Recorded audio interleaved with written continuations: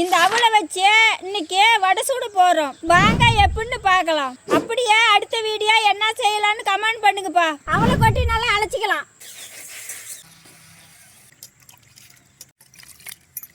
அழைச்சனே அவளை, நறுக்கின வெங்காயம், நசுக்கின இஞ்சி பூண்டு, பச்சை மிளகாய், கருவேப்பிலை, சோள மாவு, கடல மாவு, அரிசி மாவு, பெரு வெங்காயத்தூள், தயிர் கொஞ்சம் ஊற்றிக்கலாம்.